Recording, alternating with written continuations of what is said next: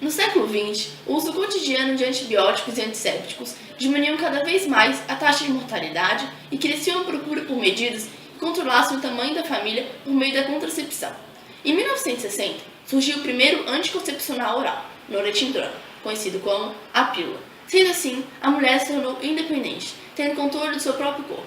A pílula tem um papel fundamental na sociedade contemporânea. As famílias de classe média já usavam os anticoncepcionais disponíveis na época. Já as mulheres de classes operárias desejavam ter os mesmos acessos e recursos, prevenindo as taxas de mortalidade materno-infantil, comuns nas áreas pobres das cidades, que representavam famílias numerosas.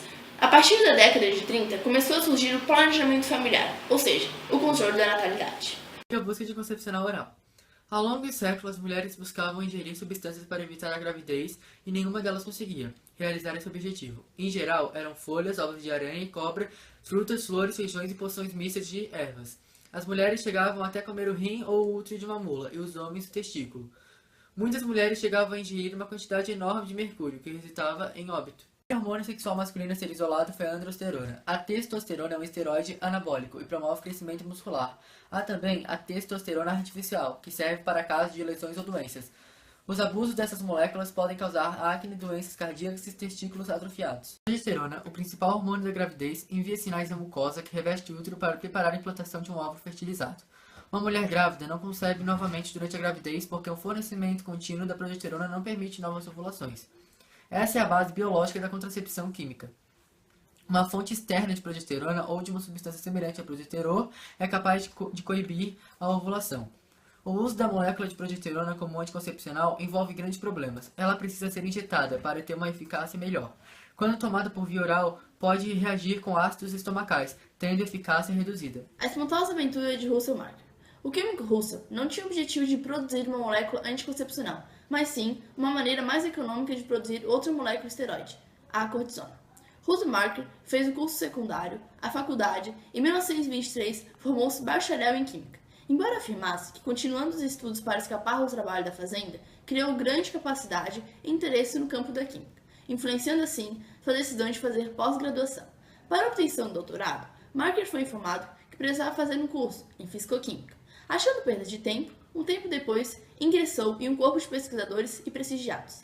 Ali, Marker começou a se interessar por esteroides, em particular por desenvolvimento de um método para produzi-los em grandes quantidades o bastante para que os químicos pudessem fazer experimentos. Na época, o custo da progesterona isolada da urina de égua grávidas era muito caro, estava acima dos recursos dos pesquisadores. Contudo, Marker sabia da presença de compostos contendo esteroides em muitas plantas, e ainda a quantidade dos compostos encontrados em plantas era muito maior que em outros animais.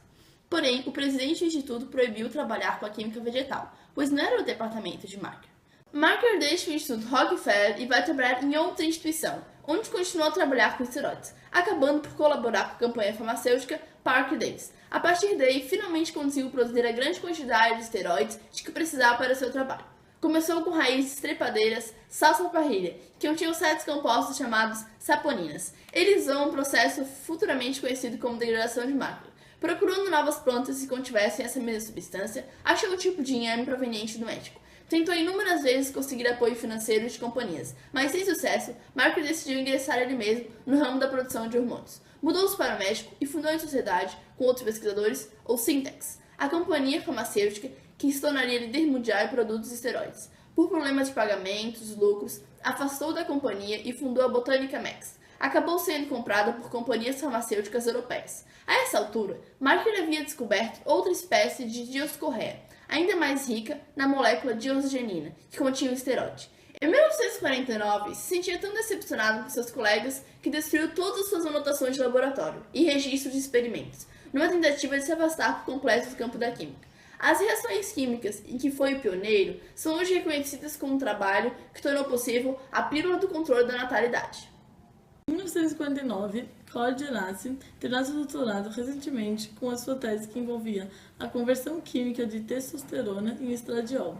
A Syntex queria encontrar uma maneira de converter a abundante progesterona do inhame selvagem na molécula de cortisona.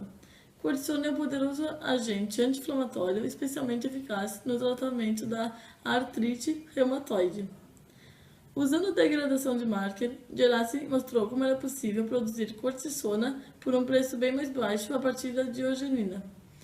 Tarde foi descoberto o método de prender oxigênio com o uso de fungos, e usada essa combinação de fungos e química foi a produção de cortisona. Geraci sintetizou tanto estrona quanto estradiol a partir da diogenina, dando à Syntex uma posição de destaque como grande fornecedora mundial de hormônios e esteroides. O projeto seguinte foi fazer uma progestina artificial, um composto parecido com a progesterona, mas que poderia ser tomado via oral. O objetivo não era criar uma pílula anticoncepcional, mas sim para tratar mulheres com histórico de aborto. Tinham que ser injetadas em grandes doses. Críticos das pílulas anticoncepcionais destacaram que ela foi desenvolvida por homens para ser tomada por mulheres. A Drona foi concebida como tratamento hormonal para manter a gravidez ou aliviar a irregularidade menstrual, especialmente em casos que envolvam grave perda de sangue. As mães da pílula. Margaret Sanger foi presa por ter dado anticoncepcionais para mulheres imigrantes numa clínica do Brooklyn. Ao longo de toda sua vida, ela acreditava apaixonadamente que era um direito da mulher controlar seu próprio corpo e sua fertilidade. Margaret Sanger e Kathleen McCoy estavam com mais ou menos 70 anos quando viajaram para uma cidade de Massachusetts para um encontro com um especialista em fertilidade feminina. Sanger desafiou ele a produzir um anticoncepcional perfeito, ou seja, seguro, barato e confiável. Kathleen apoiou a iniciativa da amiga com suporte financeiro e, ao longo dos 15 anos seguintes, deu uma contribuição de mais de $3 milhões para a causa. Pinkle e seus colegas descobriram que a progesterona realmente inibia a ovulação. Seu teste foi feito com coelhos. Só depois de entrar em contato com Rock, outro pesquisador de reprodução, ele ficou sabendo que já estavam disponíveis resultados semelhantes com pessoas. Esse pesquisador era um ginecologista que trabalhava para a superação de problemas de fertilidade de suas pacientes. Seu ponto de partida para usar a progesterona no tratamento da infertilidade era o pressuposto de que o bloqueio da infertilidade para a inibição da ovulação. Exibir, vender, receitar, fornecer anticoncepcionais e até informações sobre a contracepção eram crimes. Essa lei já foi revogada em março de 1972. Rock era compreensivelmente cauteloso ao explicar o tratamento com injeções de progesterona a seus pacientes. Nem Rock nem Pincus pensavam que injeções de doses muito grandes de progesterona funcionariam com anticoncepcional de longo prazo. Pincus começou a tentar descobrir se alguma das progesteronas artificiais desenvolvidas até então poderia ser mais potente em doses menores e também eficaz por via oral. Então descobriu que havia 2 progestinas sintéticas que correspondiam aos requisitos. Concedeu-se uma patente a cada um desses compostos. Pincus tentou ambas as moléculas para a supressão da ovulação em coelhos. O único efeito colateral foi a ausência de coelhinhos. Suas pacientes continuavam procurando ajuda para esses problemas, e ele estava, para todos os efeitos, fazendo os mesmos experimentos que antes.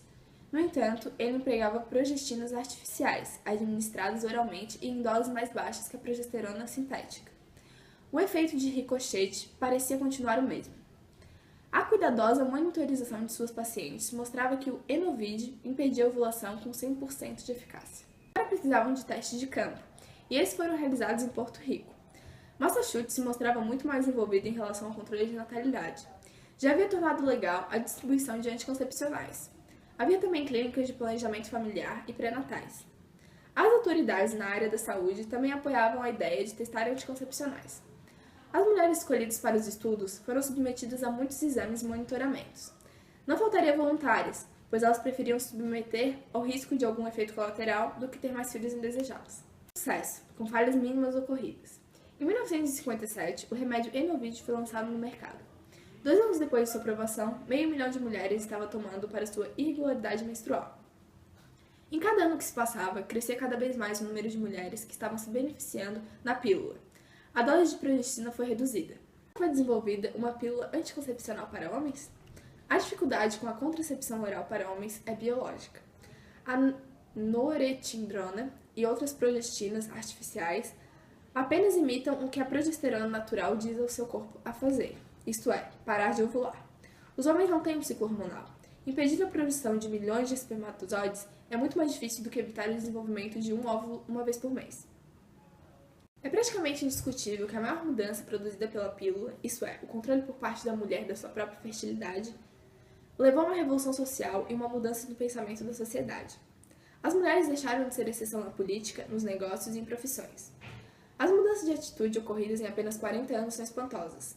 Podemos escolher se e quando querem ter filhos ou construir uma família. As mulheres hoje governam países, pilotam jatos de caça, realizam cirurgias cardíacas, disputam maratonas, tornaram-se astronautas, dirigem companhias e conduzem o mundo. Nossa, errei.